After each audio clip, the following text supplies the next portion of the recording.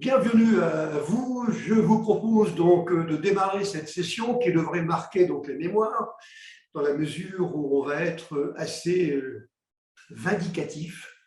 C'est un peu le thème, hein, le fil rouge de cette présentation sur un sujet qui est un sujet dont on parle énormément, hein, celui du big data aujourd'hui. Et bon, vous allez voir que je vais reprendre le temps d'une heure, si vous le voulez bien. Je reprends ma casquette de responsable de TI, que j'ai été, que je suis encore un peu. En fait, ce dont je vais parler aujourd'hui, c'est un petit peu des réminiscences de ce que j'ai pu connaître depuis pas mal d'années, à savoir qu'on nous embarque sur des projets et que je trouve qu'on n'a pas nécessairement la maturité, les moyens ou la compréhension des sujets pour les mener à bien. Je suis très remonté contre certains prestataires, voire certains consultants. Vous avez pu le noter au détour de quelques phrases quelque peu sibyllines, hein, parce qu'on n'a pas nécessairement donc les mêmes objectifs. Alors, je vais donc être très direct, hein, et vous ne m'en voudrez pas. Alors, je vous demanderai une chose, c'est que comme je vais dire des horreurs aujourd'hui, ne me faites pas de procès, hein, il n'y a pas de mauvaise intention, c'est simplement pour marquer un tout petit peu les choses et les esprits. Je pense qu'il ne faut pas avoir de langue de bois et dire les choses telles que nous les ressentons. C'est en tout cas le point de vue que je défends. OK, bon. Alors, nous attaquons donc ce que j'ai appelé une escroquerie mondiale. Pourquoi pas, hein. Le big data, parce que vous ne pouvez pas lire quelque chose sur le big data sans que vous emmène dans le nirvana des données, le paradis des gens du TI, comme si on allait demain raser gratis. Mais c'est pas vrai. C'est pas vrai. Et vous allez voir, je vais tout de suite présenter donc la couleur, hein, les choses. C'est pas vrai du tout, hein. Au contraire, on a énormément de difficultés à mener ces projets, mais quand vous regardez dans la presse numérique ou pas, vous verrez qu'on n'arrête pas d'être dithyrambique en faveur de cette technologie. Je pense que ce n'est pas vrai. Et comme le dit cette dame ici, eh bien, ils nous prennent pour des charlots et je trouve ça un petit peu agaçant. Alors, le sommaire que nous allons suivre, donc, c'est d'abord le marketing, parce qu'on a toujours affaire à des gens qui font du marketing et qui ne se préoccupent pas beaucoup, en fait, des besoins que nous avons dans les entreprises. Donc, quand le marketing donc, prend le pas sur la réalité, on va bien sûr donner la définition de ce qu'est le big data, hein, parce que je ne suis pas sûr que tout le monde est bien au courant de ce que c'est réellement. À quoi ça devrait servir? Alors, bien sûr, il y a des tas de projets qui ont été réussis. Mais vous verrez, c'est plutôt des projets menés par Google, Netflix, enfin, ce n'est pas des petits joueurs, hein. Mais par contre, des applications dans l'entreprise Dupont et compagnie de 300 personnes, je ne vois pas beaucoup de réussite, et en tout cas, pas beaucoup de projets qui ont abouti dans ces domaines. Je pense que l'un des soucis que nous avons dans ces projets Big Data, qui finiront un jour par aboutir, mais ce n'est pas demain la veille, hein. Et donc, c'est qu'il y a beaucoup d'obstacles techniques qui sont ignorés. Alors, je vais les relever, parce qu'on ne sait pas les traiter ou bien on sait mal les traiter. Et ce n'est pas parce que Google fait des choses excellentes, c'est vrai, mais il a des moyens. Il a des moyens. Et nous, on n'a pas toujours les moyens de faire la même chose. On va évoquer un autre point qui me paraît très important parce que ça permet d'éclairer, entre guillemets, le sujet. C'est ce qu'on appelle justement le trou noir des données. C'est la notion de transitivité des données. C'est-à-dire que vous avez des données, mais ces données sont reliées à d'autres données qui elles-mêmes sont reliées à l'autre donnée, ce qui fait que vous enrichissez votre patrimoine de données d'une manière dynamique en fonction de vos besoins. Et je vais vous donner à la fin de ce webinaire une architecture de ce que me semble devoir devenir, devoir être les projets donc, de Big Data avec un mélange. Et ça, c'est pour dans 10 ans, hein, avec un mélange d'applications qui sont sur le cloud, avec des fournisseurs qui sont spécialisés là-dedans, et des applications locales. On va regarder ça dans le détail. On va donc regarder assez vite ce que l'on sait faire, les architectures et les outils qui nous permettent de faire des choses à condition d'avoir les moyens de le faire, et aussi ce que l'on ne sait pas faire. Et par exemple, parmi les domaines dont on parle, mais qui, à mon avis, ne sont pas du tout applicables pour l'instant sur ce sujet, eh bien, c'est la blockchain et surtout l'intelligence artificielle qui peut constituer, c'est vrai, une opportunité dans le futur, ne serait-ce que pour réduire les volumes de données sur lesquels vont porter nos algorithmes de big data, mais ce n'est pas encore le cas maintenant. Et c'est vrai que Google ou IBM ont des moyens de faire des choses dans le monde, d'associer l'intelligence artificielle avec le big data, mais les outils courants du marché, même si on nous dit un peu le contraire, ce n'est pas tout à fait la même chose. De quoi donc demain sera-t-il fait? Et la morale de l'histoire que je voudrais donc vous faire partager, c'est qu'il ne faut pas écouter les prestataires, parce que, bon, la majorité sur ce sujet, ils disent n'importe quoi. Alors, quelques chiffres quand même pour situer un peu le sujet. D'après Markets & Markets, qui est donc un spécialiste de prévision, hein, il dit qu'il y aurait 273 milliards de dollars en 2026, hein, avec une progression de 11% par an. Moi, je fais simplement le constat suivant, c'est que ce n'est pas énorme. Et que si vraiment le big data était le nirvana qui va nous permettre demain de prendre des décisions extraordinaires et pertinentes, eh bien, ce serait beaucoup plus que ça. Et je trouve que c'est assez contradictoire finalement, et finalement, on va dire, c'est très contradictoire par rapport aux prévisions donc euphoriques des prestataires qui voudraient donc nous emmener sur ce sujet. Alors, ce marketing donc, qui prend le pas sur la réalité, pourquoi? D'abord, depuis 10 ans à peu près, la mode est à l'extension. Nous devons conquérir l'univers. Si vous n'avez pas cette ambition, je le répète, c'est que vous êtes un représentant du quaternaire antédiluvien. On nous fait croire également que plus le volume de données est élevé, plus les décisions que l'on va prendre seront bonnes. Mais c'est totalement ridicule. Alors les gens le croient. C'est vrai, on a beaucoup de données, mais ce n'est pas vrai. Ce n'est pas vrai du tout. Le volume n'est pas nécessairement une garantie de bonne prise de décision. Ce qui va compter, c'est l'algorithme d'analyse des données qu'il y a là-dedans, voire l'échantillonnage que nous pourrons donc en faire. Alors, on nous emmène dans des mondes où on ne parle que de pétas, téras, des téras assez ridiculement petits, hein, les pétas, donc les millions de milliards donc de bytes, les hexas, les milliards de bytes, mais attendez, il faut déjà nous familiariser maintenant avec les zeta et les iota bytes. C'est-à-dire, là, vraiment, on va commencer à avoir des entreprises qui vont être pertinentes, en tout cas pour on va dire, les décisions qu'elles prennent. Je vous ai dit, donc, l'IA, on nous a fait croire. Hein. De toute façon, vous savez, l'intelligence artificielle, c'est très simple. Si vous avez des projets aujourd'hui un peu ambigus et un peu ambitieux, dans lesquels vous ne mettez pas un peu d'intelligence artificielle, vous n'avez aucune chance. Hein. En général, c'est assez… il n'y a pas grand-chose hein, derrière tout ça, derrière ces discours des prestataires, mais ça donne un petit peu une aura au projet que vous menez. Vous avez manipulé et vous appliquez des algorithmes d'intelligence artificielle. Même chose en tout cas sur la blockchain, que par ailleurs, je suis un fervent défenseur de cette architecture, car je crois qu'elle va effectivement se développer dans le futur, mais pour l'instant, il faut être un tout petit peu prudent. Par ailleurs, les prestataires qui ne sont pas idiots, ils jouent sur la corde sensible. Et si vous ne travaillez pas dans le monde des big data, eh bien, vous allez être dépassé par vos concurrents. C'est pourquoi le big data est souvent une approche, enfin tout au moins un projet qui est porté par la direction générale du management. Entre nous, beaucoup moins par les TI, parce qu'eux savent quels sont les obstacles qu'il va falloir donc surmonter. Mais c'est comme ça.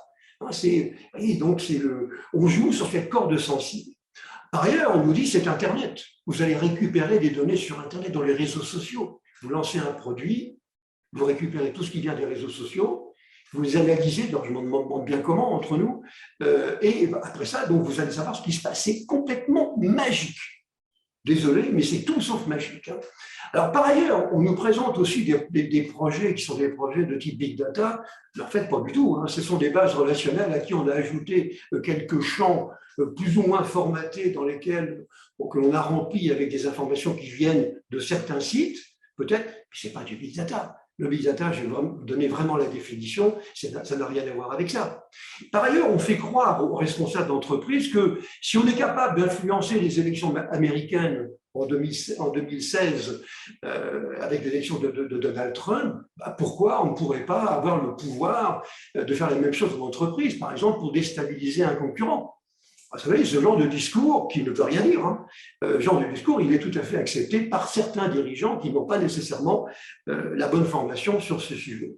Et puis, par ailleurs, si vous voulez, on l'a souvent évoqué dans nos webinaires, mais l'ETI, c'est un instrument de pouvoir. Et donc, le big data, si vous l'associez à la transformation numérique, eh bien, vous êtes considéré comme le TI du 21e siècle. Il est évident que vous ne pouvez pas vous lancer dans la transformation numérique si vous n'avez pas quelque part un projet d'analyse de données de type big data. Bon, c'est complètement aberrant, et ça crée d'ailleurs deux informatiques dans l'informatique classique, avec l'informatique classique. Alors par ailleurs, je voudrais signaler quelques chiffres, parce qu'on nous raconte des histoires.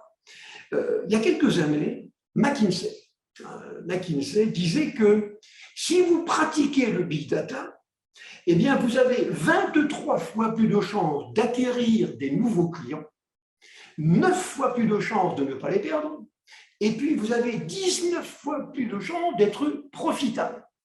D'accord? Mais dans le même temps, le Gartner disait « Ah non, ce n'est pas ça du tout. 60% des projets de big data n'aboutissent pas. » La conclusion que j'apporte aujourd'hui sur ce sujet, c'est quoi? Eh bien que les deux ont tort. McKinsey complètement. Et quant à Gartner, il a tort parce que ce n'est pas 60% des projets qui se plantent, c'est 85%. Et d'ailleurs, il faut faire le lien, un petit peu le corollaire avec l'intelligence artificielle, parce que c'est à peu près le même pourcentage de projets qui n'aboutissent pas. Vous voyez, on est dans des domaines mal définis, on n'a pas de briques suffisamment solides sur lesquelles s'appuyer, et donc on n'y arrive pas. Et ça, c'est donc la réalité, mais ce n'est pas du tout ce que l'on nous raconte. Alors, c'est quoi le big data? Bon, vous avez tous bien entendu donc une idée bien précise de ce que c'est. Hein. L'idée, c'est l'ambition de tirer donc un avantage économique, financier et autres, industriel, à partir de l'analyse donc de données volumineuses prises en interne et également prises en externe. Et moi, je mets la barre au niveau du pétabyte. En dessous, même avec des terras, on est encore dans le domaine qui est à peu près accessible par les bases de données relationnelles, à peu près. Sur les pétas, c'est plus du tout la même chose. Et donc, la véritable cassure, en termes de volume, elle s'exprime par ça, par cette barrière qu'il y a, on va dire, entre les pétabytes et puis donc les terabytes. Donc déjà, il y a un problème de volume. Par ailleurs, ce que j'appelle moi le big data, c'est aussi un problème de complexité. La difficulté que nous avons dans le big data, c'est de manipuler des données hétérogènes. Des vidéos, des données textuelles qui viennent de je ne sais pas trop où, des fichiers JSON, des fichiers XML, etc. Ça, c'est compliqué. Par ailleurs, la complexité aussi, et ça c'est très lié aux bases de données relationnelles, elle tient à la structure du schéma de la base relationnelle. Vous avez des bases où à partir d'un certain nombre, on va dire un certain nombre de records et un certain nombre de clés primaires et secondaires, votre schéma va dans le mur. Et les temps de réponse sont absolument épouvantables. Et ça, alors évidemment, si vous embarquez donc dans des projets où vous manipulez des pétabytes de données et que vous voulez absolument les traiter avec des bases de données relationnelles, il est évident que vous allez dans le mur et que vous allez passer à travers. Donc, ce n'est pas possible. Donc, on l'a dit, c'est l'ouverture donc, à tous les formats autres que relationnels. On voit bien un petit peu le mélange qu'il y aura entre les deux.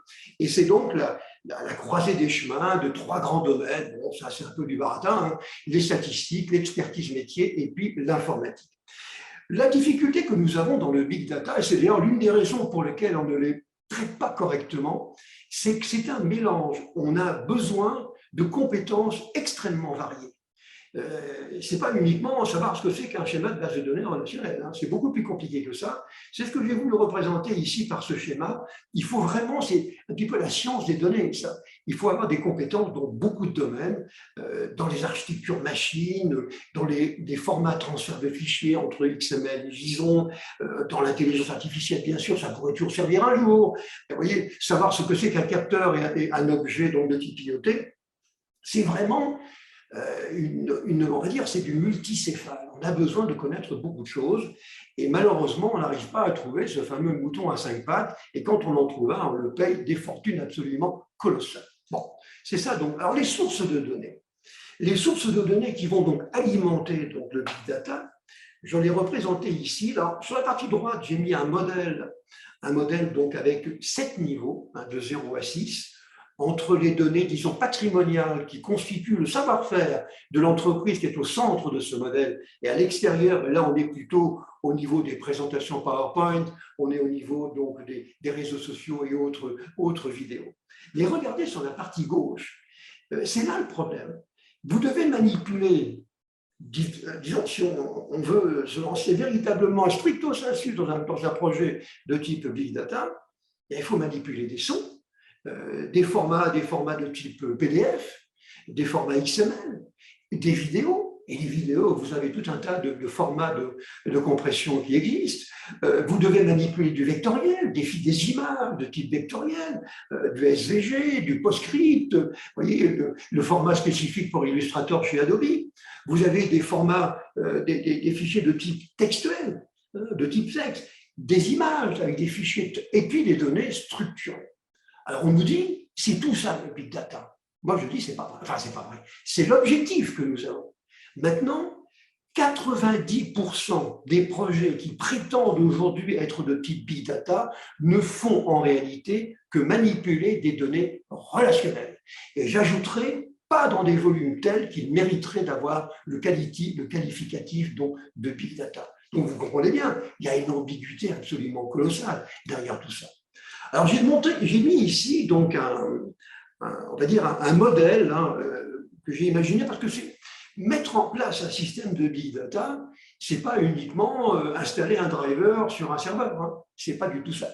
En fait, il y a 9 niveaux d'intervention, ça peut vous être utile, hein, je l'ai mis ici, entre le niveau d'intervention physique, la gestion physique des fichiers, parce que là, vous allez manipuler des bases de données, bien sûr, des bases de données de type NoSQL, mais aussi des fichiers anciens, ça peut être des fichiers séquentiels indexés, voire des fichiers complètement différents de type Hadoop. Vous voyez, donc on a à avoir une connaissance et une maîtrise de tout ça.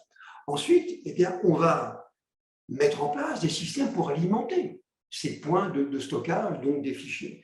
On aura à se préoccuper de l'organisation logique des données, c'est-à-dire en fait le monde relationnel, le monde de NoSQL, le time series pour les fichiers qui sont destinés donc aux objets et aux capteurs.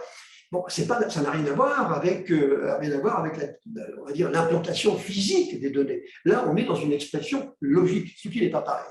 On va se préoccuper ensuite des langages de requêtage, mais dites-moi, chers amis, est-ce que vous connaissez aujourd'hui un langage qui vous permettrait, avec si possible une petite approche un peu SQL, hein, pour ne pas trop nous violenter, est-ce que vous en connaissez qui soit capable d'attaquer n'importe quel type de base de données, qu'elle soit relationnelle, NoSQL ou autre? On voudrait bien, ça n'existe pas. Ça n'existe pas. Et donc, le requêtage, on va devoir avoir plusieurs systèmes qui vont permettre d'interroger ces bases de données. Il est évident que si on manipule des données très importantes, ça va poser des problèmes de sécurité.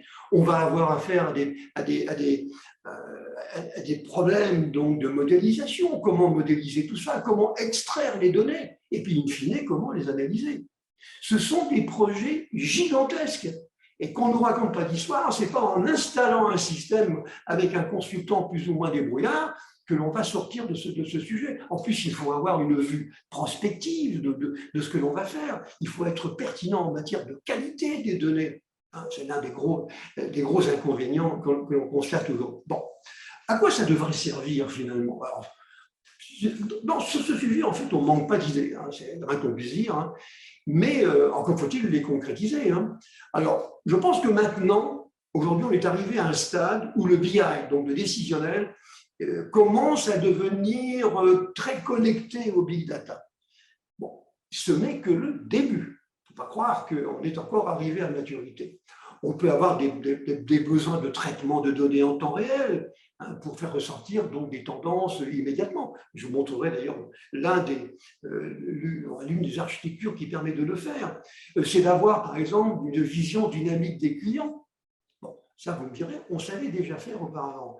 Mais maintenant, on veut quand même aller plus loin. On veut comprendre leurs réactions, comprendre pourquoi ils ont réagi comme ça alors qu'ils n'étaient pas comme ça auparavant. Enfin, on essaye de les comprendre, mais on va donc élaborer pour ça des profils d'utilisateurs, donc de clients, et qui peut être un mélange justement de choses extrêmement complexes. Alors, je ne dis pas que ça n'a jamais été réalisé, ce n'est pas vrai, hein. Mais ceux qui ont fait ça sont quand même des grands joueurs, des gros joueurs, et beaucoup plus armés d'un point de vue financier et technique que nous pourrions l'être. C'est les liens avec les réseaux sociaux, bien sûr, c'est rapprocher les fournisseurs des services de leurs clients pour être plus efficaces. Bon, c'est le traitement des données, bien entendu, issues des capteurs et des IoT. Hein, je vous disais que lors d'un précédent webinaire, qu'on va avoir 100 milliards de capteurs demain. Imaginez que ça génère des données, on n'est pas très bien, on n'est pas très à l'aise avec tout ça, hein, surtout si ça va dans des bases traditionnelles de type relationnel. Bon, c'est plein de choses que donc on peut imaginer, l'analyse des comportements des usagers. On veut absolument nous aider. On est dans la voiture, mais on n'a plus le droit de bouger le petit doigt maintenant. Alors, si la voiture n'est pas autonome, on l'environne, le conducteur, avec donc des algorithmes d'intelligence artificielle qui analysent ce que vous faites. Vous regardez votre téléphone, c'est pas bien.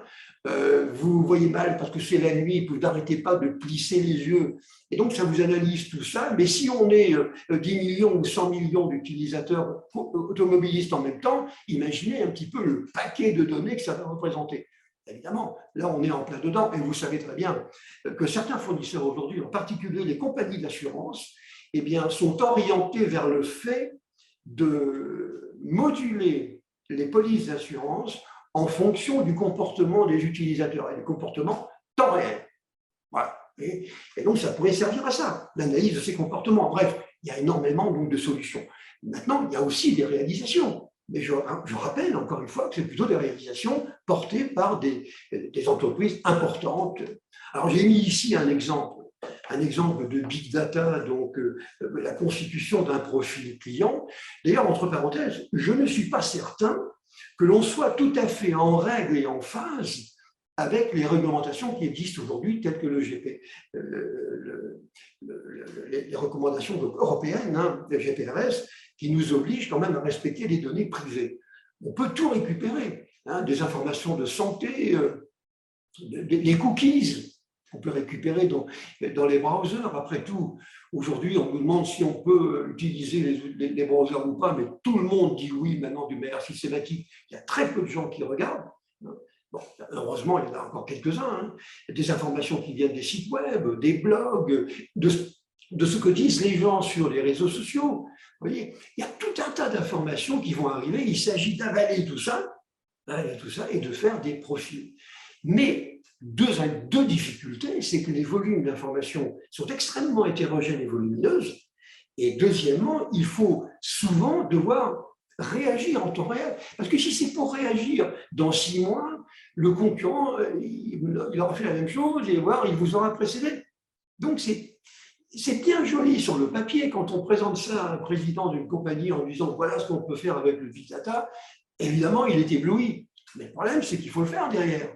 Et ne serait-ce qu'acquérir ces informations, les valider, les filtrer, en mesurer la qualité. Alors, c'est déjà pas évident avec des données relationnelles, ça l'est encore beaucoup plus avec des données dans les réseaux sociaux. Donc, on sait qu'à peu près entre un tiers et la moitié des informations sont volontairement fausses. Alors, sauf à mettre en place des algorithmes d'IA qui vont permettre de détecter qu'effectivement, ce sont des données qui sont fausses, je ne vois pas très bien comment on va faire. Ah oui, donc ça, c'est un exemple donc, de big data, la constitution d'un profil client. Alors, je rappelle, parce que ça, c'est notre métier, hein, quelles sont les 4 phases donc, du big data. Alors, dans un cadre bien précis qui est celui qui aboutit donc, à des analyses, des fonctions analytiques. Alors, ces 4 éléments, d'abord, l'acquisition, la définition et l'acquisition des données. Alors, on parlera beaucoup de 3V. 3V, c'est pour volumineux, varié, donc 3 caractéristiques, et on les rapatrie quelque part, ou pas d'ailleurs. Alors, on peut faire des data lakes, on peut faire ce qu'on appelle data mesh maintenant, c'est-à-dire qu'en fait, on les laisse auprès de leurs utilisateurs, ceux qui en sont plus ou moins responsables. Déjà, ça, c'est déjà un gros projet dans le projet. Hein. Ce n'est pas très simple, d'autant plus que je ne suis pas certain que les data lakes aient convaincu beaucoup de monde. Hein. C'est une façon, effectivement, de traiter les problèmes en, on va dire, en libérant les personnes, les responsables de TI, de la compréhension des données, puisque à un moment donné, il faudra quand même savoir ce qu'on manipule. Donc, je pense que c'est quand même un moyen de détourner le sujet. Je ne suis pas certain que ça apporte grand-chose. Enfin, bon. C'est la mise en place d'un référentiel, donc d'un repository de toutes ces données. Alors, ce que vous allez rapatrier, au moins les liens dans votre data lake, il faut savoir un peu ce que c'est. Hein. Éventuellement, il y aura le stockage physique. Alors, je vous dis tout de suite, à mon avis, on ne stockera plus rien. Enfin, sauf des données qui sont des données hautement, j'allais dire, confidentielles et sensibles. Ça, je veux bien admettre qu'on va les garder donc à la maison. Mais le big data sera de plus en plus dans le cloud. Pour deux raisons essentielles. La première, c'est que ça nous permet de nous éviter d'avoir à gérer des disques, des clusters, des machins compliqués qui ont simplement qu'une envie, c'est tomber en panne. Enfin bon, c'est plus pour nous. Ça part, on va dire, dans le cloud. Mais la deuxième raison, c'est ce que je vous disais tout à l'heure, le big data aujourd'hui se justifie essentiellement par l'une des raisons, c'est le fait qu'il est évolutif dynamiquement. C'est-à-dire que, en fonction de l'événement, par exemple, mon concurrent a sorti un nouveau produit, je sors un produit équivalent, mais je n'ai pas les données qui correspondent à ça. Et donc, il faut que mes big data puissent s'étendre avec des données supplémentaires. Ce sont des données qui sont fournies dans le cloud et par des prestataires spécialisés. Et il y a un fournisseur aujourd'hui qui est très connu dans ce domaine, qui est le numéro 1, qui s'appelle Snowflake, et qui permet de faire ça. En fait, non seulement ça vous libère de la gestion, on va dire, physique et logique de toutes ces données, mais en plus, ça vous garantit la poire pour la soie. C'est-à-dire que si vous avez un besoin d'extension dynamique, vous pourrez le faire grâce au lien que va entretenir, par exemple, Snowflake entre différents clouds et différents fournisseurs de données spécialisés. Ça, c'est très intéressant. Mais on n'en est qu'au début.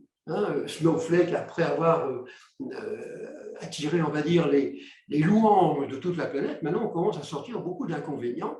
Bon, c'est une chose, donc le stockage physique de moins en moins. Et puis à la fin, ce sera des outils d'analyse. Outils d'analyse, alors vous avez des outils classiques, qui sont souvent dérivés d'ailleurs du monde des entrepôts de données, beaucoup d'utilitaires que vous allez trouver en open source. La seule différence, c'est qu'ils vont pointer ici sur des données qui seront gigantesques. C'est la grande différence. Et il faut donc que ces outils soient bien adaptés, et portant, la plupart du temps d'ailleurs, sur des architectures en cluster, et avec des mécanismes de cache très sophistiqués et des moteurs de requête très puissants. Pas unique, ça c'est pas possible pour l'instant, mais extrêmement puissant. Donc ce sont les 4 phases. Celui qui va se lancer dans un projet comme ça, il a intérêt à prendre un bon verre d'eau avant de commencer, avoir pris 3 semaines de vacances avant, parce que les ennuis vont déferler. Alors ça, c'est le genre de projet, c'est du data warehouse multiplié par 5. C'est pas simple, c'est pas évident. Bon. L'architecture globale, ça c'est un schéma que j'avais eu l'occasion d'ailleurs de vous présenter. En fait, quand on fait du big data aujourd'hui, en fait c'est ça. On a des sources de données, donc il n'y a rien de nouveau sur on récupère les données dans un data lake, dans toutes sortes d'organisations, de E2I par exemple. On récupère ces données et il y a une dérivation avec 2 natures de traitement.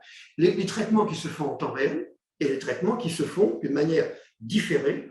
On parlera donc de micro-batch. Et donc, on va stocker les résultats de ces traitements, certains, je vous dis, temps réel, et on va donc alimenter des outils qui sont des outils qui vous font des rapports, on va alimenter des outils analytiques, voilà, toutes sortes de choses comme ça. Mais là, ce qui est important de voir dans une architecture donc de big data, les produits existent. Les produits existent. Kafka, vous allez voir, il y en a toute une série. Bon, Spark, Kafka et autres, toute la panoplie que vous trouvez dans Hadoop, ce sont des produits qui existent. Mais ce que je veux vous dire, moi, aujourd'hui, c'est que ce n'est pas facile Alors, si vous avez 50 personnes qui peuvent travailler sur le sujet, qui connaissent parfaitement les architectures des machines et qui sont des cadors en matière de développement et de requêtage, vous y arriverez. Mais la plupart du temps, ce n'est pas le cas. Et comme en plus on nous diminue nos ressources, je prétends que ce sont des projets avec lesquels on risque, je vous dis, à peu près 4 chances sur 5 de se casser la figure. Hein, même si les objectifs du début sont des objectifs qui sont cohérents. Bon, vous voyez, le traitement, vous voyez, à la volée des données massives, ça c'est ce qu'on nous demande maintenant. Le concurrent a sorti quelque chose, donc il faut absolument faire quelque chose aussi. Et donc, on va récupérer des données nouvelles et on va les traiter en temps réel. Alors, vous le voyez ici, hein, les sources de données qui, par exemple, viennent soit d'applications, soit de serveurs, soit de capteurs, on les capture en temps réel. Vous avez des outils qui font ça très bien. Kafka est excellent. Kinesis, vous avez des outils comme ça qui permettent de traiter en temps réel et qui assurent un certain nombre de choses, en particulier le filtrage sur la qualité, qui ne sont pas négligeables, mais dont la difficulté est multipliée par 10 dans la mesure où c'est du temps réel, justement. Alors, vous voyez, et c'est pas simple. Un outil comme Flink, par exemple, qui est un projet de chez Apache, donc Apache qui fait que des choses intéressantes, hein, il faut le reconnaître, est un projet qui est directement lié à ça. L'objectif, si vous voulez, l'idée de demain, c'est d'avoir des systèmes de big data qui, pour l'essentiel, seront en temps réel. Et donc, il peut se passer n'importe quoi dans une architecture orientée événement, liée à des concurrents, liée à la réglementation, tout ce que vous voudrez, et on sera capable de réagir. Mais aujourd'hui, en 2022, on ne sait pas faire. Voilà, on ne sait pas faire, sauf à avoir des moyens gigantesques et qui, en principe, ne sont pas ceux dont nous disposons. Bien. Alors maintenant, je vais donc dire pourquoi, quelles sont les raisons pour lesquelles on est arrivé quand même à la croisée des chemins. Encore une fois, il faut faire une distinction entre l'analyse d'un côté de données et le transactionnel qui porte sur ces données. Ce n'est pas du tout pareil. Par ailleurs, il faut faire la distinction entre les bases de données dont le schéma est de type relationnel, très bien, avec des bases de données qui sont différentes, avec des bases de données de type dite NoSQL, colonnes, clés-valeurs, documents, time series et autres graphes, voire objets. Bien. Et donc, ce sont vraiment des mondes à part. Hein. Et je pense que si on regarde au niveau, surtout au niveau donc, des données relationnelles, même avec des systèmes de gestion de bases de données dont SGBD extraordinairement performants, je pense entre autres à ceux d'Oracle, qui est peut-être, Oracle, c'est des prix exorbitants, c'est vrai, mais des produits quand même qui sont de qualité. Hein, pour quand même dire la vérité. Alors, quelques exemples. Au-delà de 10 terabytes, ce n'est pas beaucoup de terabytes relationnels. Les architectures traditionnelles d'analyse des données nécessitent des adaptations logiques et matérielles très importantes. Au niveau, donc, dans le contexte de Big Data, avec des volumes de 10 terabytes, c'est-à-dire rien du tout. Au niveau du transactionnel, quand vous avez des systèmes qui attaquent les données et qui dépassent à peu près les 1000 transactions par la seconde, même chose, même constat, les architectures actuelles ne sont plus adaptées, sauf cas très particulier. Si on regarde maintenant, si vous prenez les processeurs, avec un processeur qui a un certain nombre de cœurs dedans, eh bien on dit qu'au-delà de 10 unités de traitement élémentaire, c'est ce qu'on va envoyer donc à un cœur pour qu'il fasse son travail. Ce n'est pas un programme entier, c'est ce qu'on appelle des threads ou des unités de traitement élémentaire. On envoie ça donc à chaque cœur, mais si vous en envoyez 10 threads par cœur à la seconde, vous allez dans le mur. Et donc, il faut revoir la programmation de votre soumission de thread et éventuellement revoir donc, les conditions d'exécution de vos outils. Et on peut même ajouter le fait qu'au-delà de 1000 événements par seconde, de toutes sortes, hein, les architectures classiques ne conviennent plus. En fait, ça veut dire quoi? Ça veut dire tout simplement que, au moins pour le monde relationnel et le monde transactionnel, au-delà de 10 terabytes, c'est-à-dire rien du tout, eh bien, danger. C'est ça qu'il faut retenir. Et quand on parle de pétabytes, c'est plus danger, c'est grand danger. Bon. Donc, vous voyez, on atteint déjà les limites aujourd'hui. Alors, les obstacles techniques qui sont ignorés. Moi, ça m'énerve parce que on travaille, nous, on a d'ailleurs travaillé plusieurs fois sur des projets comme ça, mais je passe mon temps à prévenir donc les clients pour leur dire n'y allez pas. Et on m'a fait une remarque un jour pas très agréable, on m'a dit mais vous n'avez pas à dire ça parce que c'est notre président qui nous a dit d'y aller. Et j'avais eu le malheur de dire qu'il ne connaissait pas grand-chose. Enfin, bref. Bref, bon, il y a beaucoup d'aspects techniques, on ne peut pas les résoudre, même si on est très, très brillant et pertinent dans notre métier. D'abord, big data, ça ne veut pas dire good data, pas vrai. Hein. Il y a un problème de qualité. Et je vous ai dit, avec des volumes proches ou au-delà même des pétabytes, parce que les visionnaires en parlent aujourd'hui d'exabytes. Hein. Ah oui, un milliard d'octets. Alors, on m'expliquerait comment on met ça dans une base relationnelle. Ça, c'est un autre problème. Hein. Et donc, ce n'est pas adapté parce que vous dépassez avec des volumes importants. Et j'ajouterais même une certaine complexité. Vous avez un problème terrible qui est celui de l'augmentation exponentielle des temps de réponse. Et vous ne savez pas pourquoi. Alors, avec des bases un peu compliquées, avec des volumes élevés, et puis là, une certaine nature, on va dire, de transaction, ben, vous attendez le temps de réponse à l'écran et ça peut nous donner un quart d'heure. Et j'ai connu. Donc, vous voyez, c'est quand même des situations qui ne sont pas agréables et qui nous laissent après un tout petit peu plus prudent dans la manière d'aborder le sujet. Le mode distribué, dont on parle beaucoup aujourd'hui, hein, le fameux data mesh. Data mesh, c'est quoi? C'est laisser les données auprès des personnes et des entités qui sont responsables de ces données, généralement géographiquement dispersées. Ça, c'est totalement incompatible avec les performances de traitement donc, de big data. Déjà, on a beaucoup de mal à traiter le data mesh, qui est un petit peu le début, on va dire, de cette opportunité. Mais alors maintenant, pour avoir des performances élevées, c'est pas vrai. Hein. D'autant plus que là, ici, on aura des problèmes supplémentaires qui seront liés justement à l'éclatement donc, des données, avec des problèmes de gestion de sécurité, gestion des exceptions dans des programmes. Hein. Donc, ce n'est pas simple du tout. Alors, on pourrait dire, bon, ben, d'accord, c'est compliqué. Avec les volumes qui sont élevés, ça devient compliqué. Mais à ce moment-là, on n'a qu'à prendre des systèmes de gestion de bases de données. Hein. Je rappelle la distinction que l'on fait entre le SGBD et la description logique, hyper puissant. Et c'est ce que fait Oracle. Mais peut-être, mais c'est reculer pour mieux sauter. Parce qu'un jour, on aura peut-être des volumes encore plus élevés qui font que même avec des outils qui nous coûtent une fortune, eh ben, ça ne sera pas adapté. Et il n'est pas certain que même Oracle, qui a déjà des systèmes qui sont extrêmement parallélisés, vraiment, c'est très bien fait. Hein. Mais à l'impossible, nul n'est tenu, même s'il s'appelle Oracle. Et donc, on aura peut-être des systèmes de gestion de bases de données qui seront hyper puissants, mais ce n'est pas une évidence qu'ils seraient donc adaptés.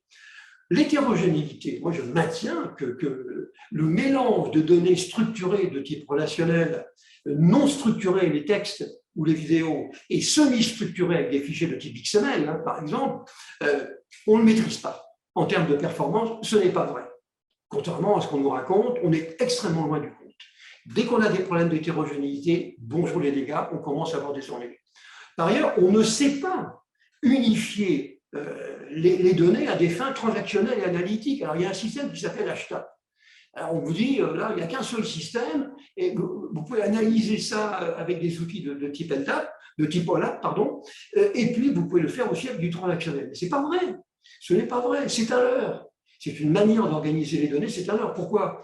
Parce que OLAP, lui, qu'est-ce qu'il va faire? Il va aller regarder des paquets de données très élevés et il va faire des petits traitements. Alors que le transactionnel, lui, il va analyser peu de données, mais par contre, il est capable de faire des traitements très importants. C'est complètement incompatible. Donc, mélanger les deux, c'est ce qu'on veut faire avec le big data, ça paraît totalement illusoire. Il faut donc des ressources extrêmement élevées, donc évidemment très coûteuses en matière de traitement et de stockage.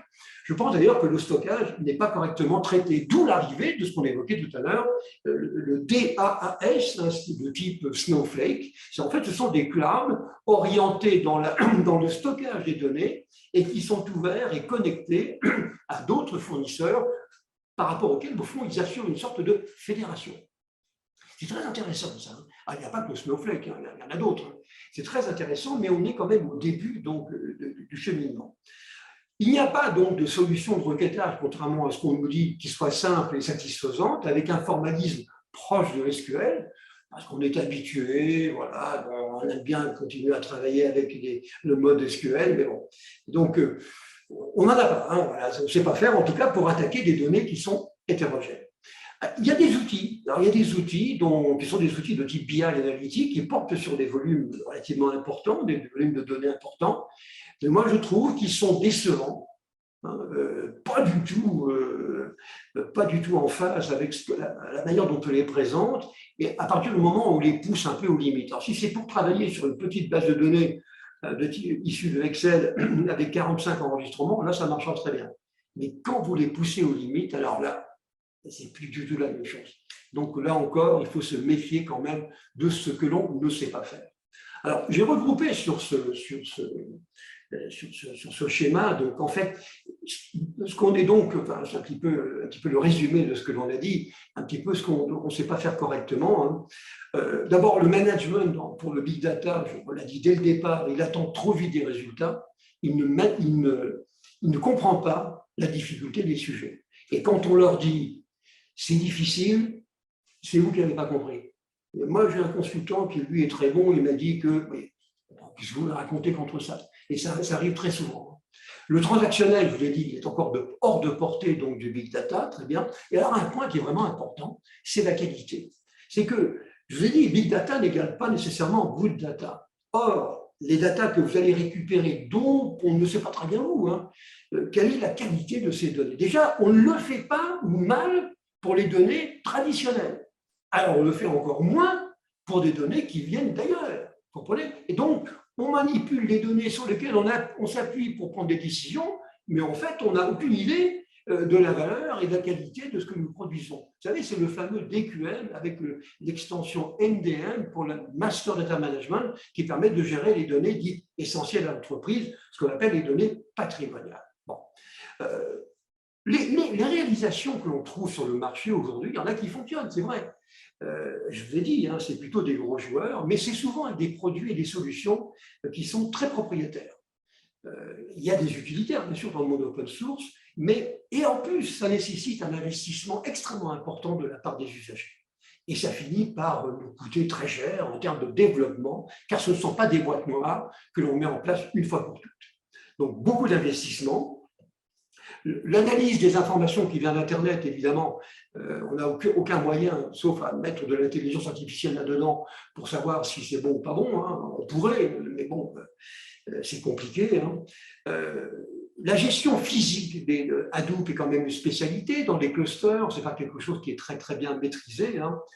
Et puis, bon, voilà, il y a un certain nombre d'obstacles qui font qu'on est mal à l'aise. Techniquement, on a déjà beaucoup de mal donc, à arriver à progresser donc, dans ce domaine. Alors, je voulais dire juste un mot sur ce qu'on appelle les fameux trous noirs des données. Alors, ceux qui sont des fans de la physique savent ce que sont les trous noirs, ce sont des machins qui avalent donc les planètes au passage. L'idée du trou noir de données, c'est l'inconvénient qui va arriver demain. Parce qu'à partir du moment où vous étendez d'une manière dynamique à des données qui sont fournies par d'autres, eh bien ces données seront éventuellement liées à encore d'autres données dans d'autres clouds, et ça vous échappe. Et donc c'est un modèle qui va s'instaurer forcément. Et c'est un fameux trou noir, c'est-à-dire que vos données, eh bien, elles attirent d'autres données et elles finissent par les avaler. Je trouve que le rapprochement, en tout cas l'image du trou noir, dont je rappelle qu'il avait été pensé et imaginé par Albert Einstein, il n'a pas pu le vérifier lui, mais en tout cas il l'avait imaginé. Et ça s'appellera la gravité des données, donc l'attirance des données. C'est quelque chose qui n'est pas neutre. Si vous faites de l'extension dynamique, vous allez avoir ce problème qui ne va pas être facile à traiter. Il y a même une formule, c'est la formule que l'on peut dénommer McCrory, qui exprime l'importance des critères qui vont contribuer à la gravité des données et à l'incertitude donc des résultats. Alors, cette formule que vous avez ici, elle est proportionnelle au volume de données, au volume des applications qui les manipulent, au volume des requêtes effectuées sur ces données par seconde. Et en même temps, elle est inversement proportionnelle au carré de tout ce qui peut la gêner, c'est-à-dire le temps d'accès, la taille moyenne des requêtes divisée par la bande passante réseau, etc. Vous avez une formule qui n'est pas idiote du tout, et qui montre un peu, que vous pouvez incorporer dans votre projet, et qui vous montre le danger qu'il y a à libérer finalement l'extension immodérée et surtout incontrôlée et par des snowflakes ou équivalents. Ça s'appelle le trou noir des données, donc la gravité des données. Je trouve ça effectivement très intéressant. Alors, deux choses. Maintenant, on va dire du mal, donc déjà, tout au moins dans ce cas précis, qui est celui donc, du big data, de l'intelligence artificielle. Moi, je pense que c'est pour demain. Bon, on voudrait utiliser donc l'IA pour extraire du sens de ces données, évidemment. On comprend très bien, mais je pense qu'il ne faut pas tomber dans un délire prémonitoire, on nous raconte n'importe quoi. On voudrait que le big data, grâce à l'IA, ça pourrait permettre de surmonter tous les défis de la planète, le chômage, l'environnement, Poutine, pas Poutine, non, l'économie, la sécurité, Poutine, pas Poutine, et on va dire, et la santé. Aberrant, complètement aberrant. On va faire des choses, c'est vrai, mais on ne va pas résoudre tous les problèmes. Il va y avoir quand même des évolutions intéressantes que j'avais légèrement évoquées. C'est-à-dire que l'IA va nous permettre, grâce à des mécanismes de machine learning, de faire un apprentissage de la compréhension donc, des données. Et ce n'est pas uniquement des données brutes, ne serait-ce que pour les comprendre. Pourquoi? Parce que si les outils de big data, les outils analytiques entre autres, ont des difficultés pour traiter des volumes très importants, eh bien faisons en sorte qu'on traite des données moins importantes, mais quand même significatives. Et c'est en cela que l'IA pourrait être intéressante. Elle nous permettrait donc de comprendre nos données, relationnelles et pas nécessairement uniquement relationnelles, et nous permettrait de construire, on va dire, des supports de données 10 fois, 20 fois, 100 fois, 1000 fois moins importants, mais qui n'oblitéreraient pas la capacité de l'algorithme de Big Data d'apporter des résultats intéressants. Et ça, le machine learning, donc l'intelligence artificielle, appliquée donc au monde des Big Data, pourrait effectivement apporter quelque chose d'intéressant. Pour ce qui est de la blockchain, vous me permettrez d'être beaucoup plus dubitatif. Encore une fois, c'est encore un argument complètement marketing. L'idée de la blockchain, c'est la décentralisation on va dire, des responsabilités. On peut imaginer, ça pourrait nous servir de mais alors, c'était certains analystes, parmi les plus importants, qui disaient que la blockchain pourrait représenter dans le big data en 2030 à peu près 20% de l'activité. Je prétends que c'est impensable. Et il ferait mieux de se calmer, parce que ce n'est pas vrai. On va raconter des histoires. On n'a pas à justifier la blockchain. Mais bon, on pourrait avoir des applications de blockchain dans le monde big data qui peuvent être intéressantes, comme la sécurité et la qualité des données, mais ça me paraît difficile, sauf pour certains cas. On peut faire de l'analyse, des performances, disons, de ces moteurs de données liés à un algorithme de blockchain. C'est aussi le contrôle, le respect de données réglementaires, mais on peut aussi le faire avec de l'IA. Enfin, je ne vois pas l'intérêt d'essayer de rapprocher de manière artificielle des éléments qui n'ont pas à être rapprochés comme ça. Alors, bien sûr, ça fait bien dans le paysage, vous avez de l'IA, vous avez des objets, vous avez de la blockchain, et donc, bien entendu, vous allez pouvoir entrer dans le monde très envié, donc des exadata, voire des iota data. Mais tout ça, c'est faux, c'est du marketing. Les motivations de l'analyse de données, qu'elles soient d'ailleurs big data ou pas, je vous ai mis ici sur la partie gauche, vous voyez, vous avez un certain nombre de produits qui existent. Vous avez chez MicroStratégie, chez SAS. En général, ce sont des entreprises, des prestataires qui sont, on va dire, spécialisés dans le monde du décisionnel et des entrepôts de données, et qui ont fait des extensions vers le big data. Je reconnais d'ailleurs c'est un peu leur rôle d'essayer de faire ça. Et donc, quand on va travailler sur le big data, on verra qu'on essaiera de répondre à ces 4 grandes questions: ce qui est arrivé, pourquoi c'est arrivé, ce qui va arriver, ce qui est déjà moins évident avec des outils traditionnels, et ce qu'il faut faire. Et là, le big data devrait nous être utile. Vous voyez, donc, on va dire que les entrepôts de données vont s'arrêter au pourquoi c'est arrivé, et je prends des décisions. Anticiper sur ce qui va arriver, c'est déjà moins évident, mais ça peut se faire. Mais par contre, faire du prescriptif, ce qu'il faut faire, donc prescrire donc, des actions en fonction de ce qui va arriver, c'est déjà beaucoup moins évident. Mais l'objectif, on va dire, de l'analyse de données dans un monde de big data, c'est ça. C'est en fait, vous avez des données importantes, elles sont traitées du point de vue qualité, vous avez des algorithmes peut-être d'il y a 15 jours qui vous permettront de réduire, on va dire, le périmètre de ces données pour ne pas encombrer les algorithmes de big data. Peut-être que ça va fonctionner, mais ce n'est pas évident. Hein. J'ai regardé la plupart donc, de ces outils. Entre nous, bon, d'accord, est-ce qu'on va se s'appeler d'IBM que c'est forcément extraordinaire. Hein. Bon, je ne suis pas du tout convaincu. En tout cas, si j'étais vous, et si vous devez vous lancer dans des projets de ce type, moi, je serais très prudent. Alors, de quoi demain sera-t-il fait? Alors, j'ai deux slides qui sont importants ici. C'est pour ça que je voulais laisser du temps pour le présenter. Ce qui est important, c'est le schéma qui est à droite. Vous avez, je vous ai dit tout à l'heure que, à mon sens, les données ne seront plus chez nous. Et encore une fois, il ne restera chez nous qu'une toute petite partie des développements. Et les gros projets, aussi bien pour le code en mode IaaS que pour les données, eh bien, seront portés par le cloud. Et je vous dis, cette tendance du moment, qui est le fameux DAS, dont Snowflake est l'un des éléments les plus significatifs aujourd'hui, est quelque chose qu'il faut prendre avec beaucoup d'attention. Alors, qu'est-ce qui va se passer? On aura demain des serveurs sur lesquels seront implantés des algorithmes d'analyse de type Big Data et qui porteront sur des données qui seront locales, dont on peut, ça sera l'extension tout à fait classique du monde des entrepôts de données. Bien. Nous aurons également, ce qui est montré ici, nous aurons également donc l'accès à des données locales, mais cette fois-ci stockées dans des clusters. Donc on aura aussi bien du stockage traditionnel que du stockage dans des clusters. Les outils locaux seront donc capables de manipuler des données dans les deux environnements. Bon. Par ailleurs, nous allons avoir le cloud. Et le cloud, lui, qu'est-ce qu'il va y avoir dedans?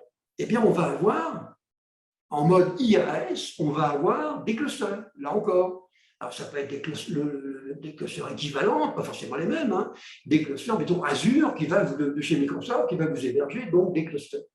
Par ailleurs, il y aura des données spécifiques de l'entreprise et du client, qui sont ici représentées donc en bleu, là-haut. Donc, j'ai préféré stocker là-bas, dans le cloud, pour des questions, donc, on va dire, de garantie de fonctionnement, et ça va marcher tout le temps, disons, j'ai une chance pour que ça marche tout le temps. Et puis, j'aurai mes fameux fournisseurs de données étendues. Je ne saurais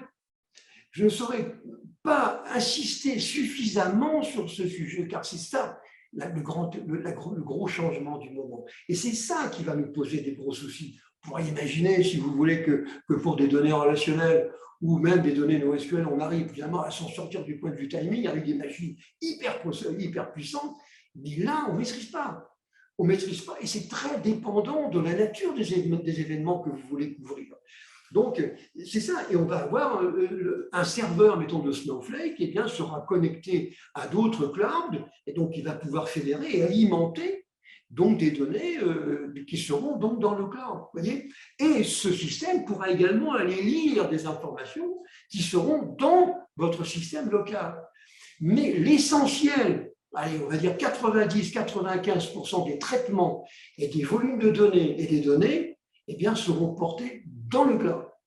Et je pense que ce serait une aberration que de vouloir absolument tout garder à la maison, sauf pour des questions de sécurité. Vous voyez, donc, par exemple, des militaires, le gouvernement, on peut le comprendre, mais pas pour la plupart des entreprises. Ce ne sera pas ça qui va vraiment être nécessaire. Et ça, c'est le modèle que vous aurez demain. Il y a un mélange entre le cloud, des fournisseurs spécialisés qui vont vous alimenter en données particulières, dont ils vont traiter la partie, on va dire, filtrage, gestion de qualité, et dont ils vont se préoccuper des problèmes de stockage, de performance. Tout ça, on ne veut plus en entendre parler. Ce n'est pas mon domaine, c'est le leur.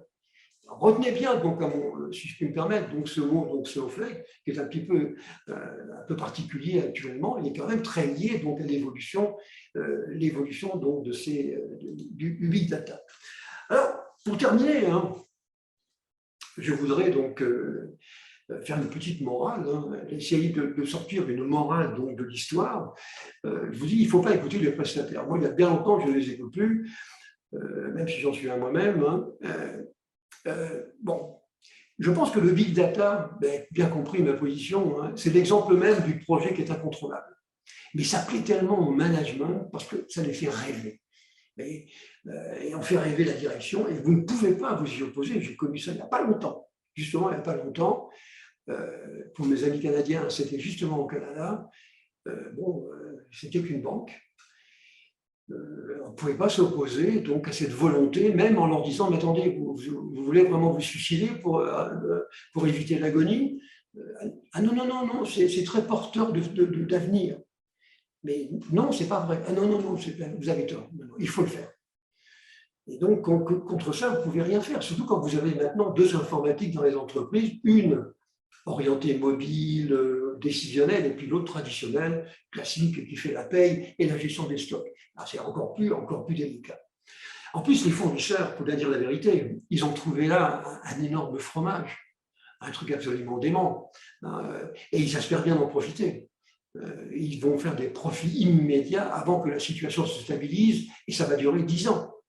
Et pendant 10 ans, il va falloir être extrêmement prudent. Impossible à contrer, c'est ce que je viens de vous dire. Quand on vous dit que l'entreprise va être plus réactive, elle aura plus de clients, un meilleur chiffre d'affaires, plus d'affaires et plus efficace, si vous dites le contraire, on vous dit la porte, elle est là. Qu'est-ce que vous voulez faire contre ça? C'est le même problème avec la qualité des données, sur les données traditionnelles. Quand vous expliquez que les Américains perdent 6 000 milliards de dollars chaque année en manipulant des données qui ne sont pas bonnes, et les directions ne comprennent pas. Par contre, si vous leur dites plus de clients, ah oui. Mais n'empêche que la qualité des données, ça ne marche pas. Il y a très peu d'entreprises qui ont fait le cheminement pour avoir une véritable stratégie en matière de qualité des données. Bon, moi je pense qu'il faut quand même se préparer. Attendez, c'est pas. Mais il ne faut rien précipiter. Alors, si vous avez l'oreille du management, il faut leur faire comprendre qu'on n'est pas pressé. On est tranquille, on n'est pas pressé, on verra un peu plus tard. Moi, je pense que par ailleurs, c'est un puissant frein d'intervention de tous ordres. Ce qui va se passer maintenant, c'est ça. On va faire intervenir des consultants architectes, des spécialistes du DAS, Snowflake, des gourous de la distribution des ressources, des conseils pour le développement, des prestataires de cloud qui finalement vont prendre le pouvoir, soit directement, soit par des intermédiaires sur une partie très importante des projets. Et ça va nous coûter une fortune. En plus, ce sont des prestataires qui ont cette maladie de vouloir absolument minimiser la complexité des projets. Non, c'est pas dur. Ne vous inquiétez pas. Le volume, c'est pas gênant. Il suffit de mettre des grosses machines. Ou des réseaux qui vont vite. Quand il avait dit ça, on n'est pas sorti de l'auberge. Alors, bien entendu, les prestataires mettent en avant donc, des prestations qui sont très spectaculaires. Je vous l'ai dit, qui sont développées par les grands de ce monde, mais je prétends qu'elles ne sont pas significatives. Ce n'est pas parce que Google ou IBM a fait quelque chose de bien que moi, qui vends des pharmacies ou un réseau de pharmacies, je vais pouvoir faire la même chose. Et pourtant, le réseau de pharmacie, il est aussi demandeur en matière de gestion donc de données importantes. Bon. Les objectifs des clients, désolé de le rappeler, mais ce n'est pas le même que celui des prestataires. Moi, je pense que, par ailleurs, que les équipes internes ne sont pas prêtes. Il y a eu le fameux schisme, la transformation numérique qui a cassé les informatiques en deux, ce qui, de mon point de vue, a été une catastrophe. Il n'aurait jamais fallu faire ça. Enfin bon, donc le schisme, la transformation numérique. En plus, je vous l'ai dit également, les équipes internes ne sont pas prêtes. Pourquoi? Parce que je l'avais dit au départ, le big data, c'est pas un métier, c'est un ensemble de métiers. Et donc, on ne sait pas très bien comment s'y prendre pour former les gens. Alors, pour se simplifier la vie, on va confier ça donc, à un prestataire. Ouais. Et puis donc, c'est la méfiance, encore une fois, native du management par rapport au TI et qui fait plus confiance à des gens qui sont souvent incompétents, même s'ils les emmènent dans le mur. Moi, je trouve ça épouvantable parce que ça, j'ai connu donc plusieurs fois. La solution, moi, j'en propose une. Ce serait de proposer des contrats d'assistance qui seraient indexés sur les gains obtenus. Alors, bien sûr, on fait un état des lieux et on constate les améliorations. Et on dit que le prestataire, comme pour la qualité des données, c'est le même problème. Eh bien, le prestataire sera rémunéré un pourcentage, 5%, par exemple, ou 10% des gains obtenus. D'abord, le client, constate que son prestataire y croit. Il doit être compétent parce que sinon, il ne se lancerait pas là-dessus, il va faire faillite, hein, puisqu'il sera payé au résultat. Je pense que ce serait une bonne idée. Alors, autant vous dire que personne ne le fait. Hein. Évidemment, c'est une solution qui est difficile à mettre en œuvre. Les contrats ne sont pas très bien adaptés à ça. Il faut innover dans ce domaine. Alors maintenant, il est évident que vous serez vous ne serez pas étonné de noter que les prestataires avec qui j'entretiens d'excellentes relations par ailleurs ne sont pas d'accord avec tout ce que j'ai dit. Mais je pense qu'on peut discuter, sauf que j'ai raison. Et j'ai raison parce que j'ai l'expérience. Et eux ne poursuivent pas le même objectif. Et je trouve que ça, c'est très dangereux. Et Big Data, c'est la tarte à la crème, c'est un peu comme la transformation numérique, c'est ces projets mirobolants qui nous font dépenser des fortunes colossales et on se réveille avec la gueule de bois dans 5 ans. Voilà, c'est ça qui se passe. Sauf cas particulier, mais je ne m'appelle ni Google, ni IBM. Voilà ce que je voulais vous dire. Vous voyez, c'est donc un peu choquant. Je vois que tout cela, donc à mon avis, ça va, vous n'êtes pas trop choqués donc, par mes propos. C'est un peu un cri du cœur, hein, vous avez bien compris, hein, un cri du cœur, parce que pour le vivre quotidiennement, et surtout l'avoir vécu très souvent par le passé, je voudrais éviter à mes confrères et consoeurs de retomber dans les mêmes affres difficiles, parce qu'in fine, on va vous le reprocher. Si ça ne marche pas, c'est de votre faute, vous n'êtes pas compétent. Ah oui, mais ce n'était pas faisable, vous ne pouvez pas le savoir, vous n'êtes pas compétent. C'est quelque chose. Hein. Et donc, histoire quand même de vous mettre un petit peu en garde sur tout ça. Voilà, chers amis, donc ce que je voulais vous dire. J'espère que ça vous a intéressé. Cette présentation sera donc prête et à votre disposition demain, comme d'habitude sur le site. Et donc, je vous souhaite bon courage dans des projets formidables de Big Data. Et si vous réussissez, dites-le moi, hein, qu'on puisse présenter ce que vous avez fait. Peut-être, après tout, vous auriez donc une méthode magique qui permettrait donc d'y arriver. Merci infiniment, et donc à très bientôt.